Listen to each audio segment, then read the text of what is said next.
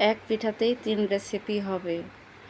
Hello everyone, আসসালামু আলাইকুম। আমি মমস কিচেন বাই সুলতানা আপনাদের সাথে শেয়ার করতেছি একদিন কিভাবে আমি পিঠা বানিয়ে এই যে ভাপা পুলি, সেকা পুলি ও ভাজা পুলি বানালাম।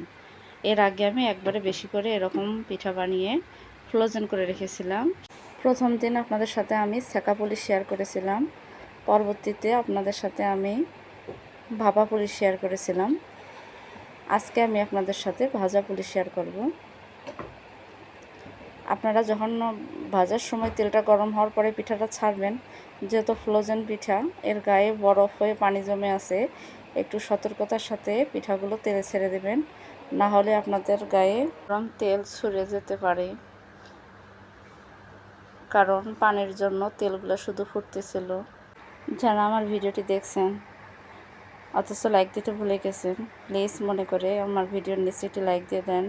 আর আমার চ্যানেলটা যদি আগে থেকে সাবস্ক্রাইব করা না থাকে তাহলে অবশ্যই সাবস্ক্রাইব করে আমার চ্যানেলের পাশে থাকবেন।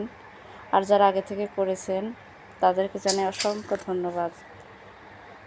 পাশে থাকা বেল বাটনটি অন করে দেবেন, যেন যে কোনো নতুন ভিডিওর নোটিফিকেশন আপনাদের কাছে চলে যায়, আপনারা আপনাদের সময় মতো দেখে নেবেন।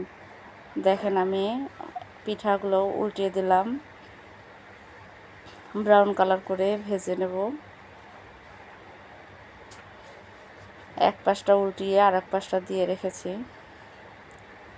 আপনারাই আমার মতো এভাবে একবারে বেশি করে পিঠা বানিয়ে সংরক্ষণ করে রেখে যখন মন চায় তখন বের করে যেভাবে খেতে ইচ্ছা ঠিক সেভাবে বানিয়ে খেয়ে নিতে পারেন। যদি ভাপা পুলি খেতে ইচ্ছা করে তাহলে ভাপতে নেবেন।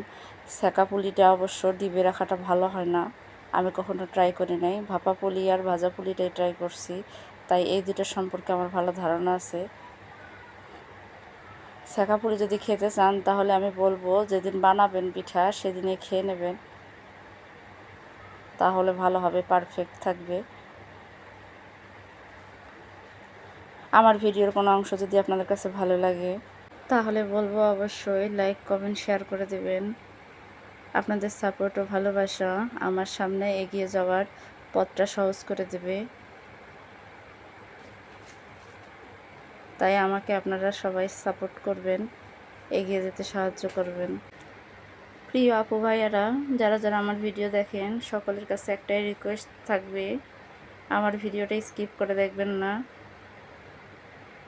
এতে করে আমার চ্যানেলেরও ক্ষতি। আর আপনাদের কারো যদি চ্যানেল থাকে আপনাদের চ্যানেলেরও ক্ষতি। তাই বলবো প্লিজ একটু সময় নিয়ে ভিডিওটি ফুল ওয়াচ করবেন। আমি একসাথে বেশি দিইনি, অল্প অল্প করে ভাজতেছি, 3টা থেকে 4টা। আর তোলার জন্য কাঁটা চামচ ব্যবহার করতেছি, তাতে তেলটা সম্পূর্ণভাবে ঝরে যাবে। এর আগে সেকা পুলি ও ভাপা পুলি দেখিয়েছিলাম। ওই দুটো পিঠা আমরা মা মেয়ে আমাদের সকলেরই খুব পছন্দ, বাট আমার হাজব্যান্ড সেরকম খায় না, পছন্দ করে না।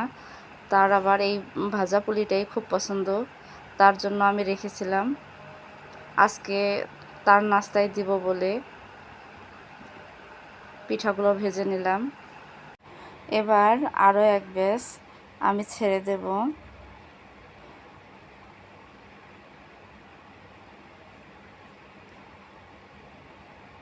সবগুলো পিঠা একইভাবে ভেজে নেব। কিছু নারকেল বের হয়ে যাওয়ায় তেলের মধ্যে একটু কালো কালো দেখা যাচ্ছে, ওটা ময়লা নয়, নারকেলটা বেশি ভাজা হয়ে গেছে সেটাই। দেখেন আমার সবগুলো পিঠা ভাজা হয়ে গেছে, মাশাল্লাহ, খেতে একদম সেরকম সুস্বাদু ছিল। আমার ভিডিওটি যদি ভালো লাগে আবারও বলছি লাইক, কমেন্ট, শেয়ার করে দেবেন। আজকের মতো এখানেই বিদায় নিচ্ছি। ভালো থাকবেন, সুস্থ থাকবেন, আল্লাহ হাফেজ।